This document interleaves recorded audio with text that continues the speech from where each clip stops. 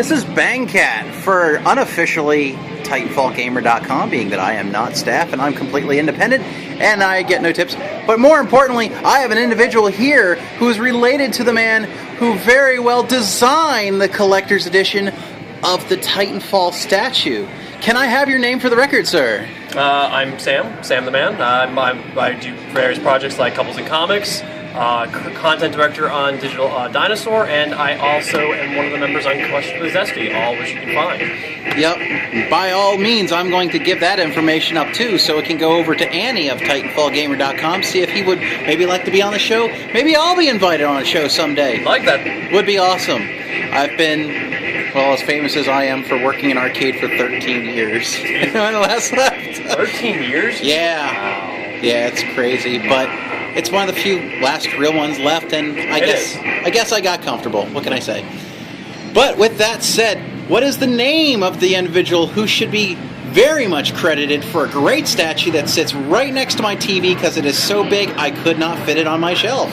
Well, that would be my dad, George Brewer. He really revolutionized the way the collecting industry works. Before this, he was working for DC Comics. He's head of DC Direct.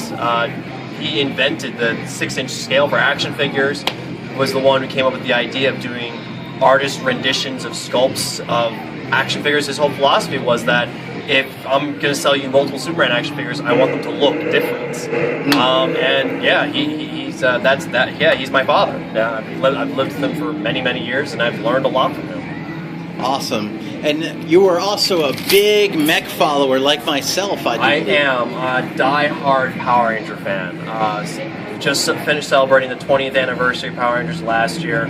Spent way more money than I probably should on all the nice, lovely anniversary stuff that they've done. And yeah, Titanfall's cool because, you know, it's got giant mechs. When we had a decent, good mech anything, I mean, yes, Power Rangers has still been around, and we're still going 20 years strong, and I'm not complaining about that in the least, but ever since Gundam died down in America, what else have we really had? Yeah, and Gundam's had its own missteps. Anything that's not Universal Century, in my book, really doesn't count. Well, Gundam 00 was good. Yeah, I guess there is a bit of that, but it always comes back to UC for me, especially with Gundam Unicorn. Oh yeah, we definitely need to do that. How much would you like in quarters? Just the dollar bills. Just the bills? Yeah, I can do that. Normally I can't, but this is a special occasion. Sorry, I had to move the camera up because not everyone in the world should be knowing the code to my back office of not so great glory. But anyways, 1, 2, 3, 4, and 5. There we go. There you go, miss. Thank you. And another happy anonymous customer. And back to our little interview. Yes.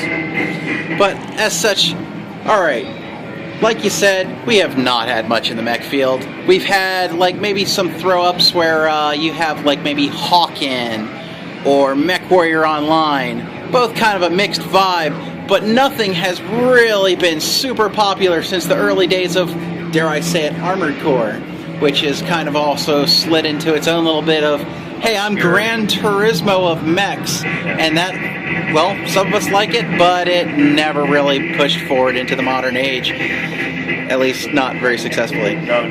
But, yeah, but now we finally have something that brings mechs back, and as such, things on Steam pop up for Greenlight all over the place. I get to see more mech games show up, Titanfall, which in itself, I'm looking forward to a long reign. Even if I am only playing it on PC, because I guess you've also had some troubles with the Xbox One in time. I have not. I don't have an next-gen console yet. I mean, I'm playing off of a Wii U right now, which I absolutely love. But again, I'm steering far away from the Xbox One because I can tell it has the same interface as the Lumia, which is Microsoft's phone. My girlfriend has a Lumia.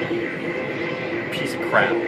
And so when I saw the Xbox One has the same interface as the Lumia, I'm like, I'm staying very far away from that piece of franchise, that piece of hardware. I mean, I'm not sure what I'm going to get when I upgrade, if I am going to upgrade. Because again, I'm more of a comic book person and movie person than more so a gamer person. Yeah, I've kind of had to slow down a bit as I ran my actual gaming group, which almost seemed to take me away from gaming for like 5 years, doing like a particular sci-fi franchise of almost armored-like knights called Warhammer 40K. I'm sure you're familiar with that. Very familiar with it, yes. And yeah, they're their own kind of crowd in there, let me tell you. But anyways, any other final words before I can think of anything that comes off the top of my head before I let you go and actually live your life? No, I think that's about it. Alright, and somewhere I have your card, and I'll probably actually show a separate clip of that where I can have your information plastered across the screen. Oh yeah. And we'll be able to see your podcast. I would very much like it if you would like to just come right on in and see Day in the Life of one of the last few arcades left if you want. Cool. Other than that, feel free to invite me. Be great. We'll do so. But thanks very much for this interview. I will switch hands for a proper right hand handshake because that kind of lineage that develops that statue for a franchise that smacks home like that, that's a rarity.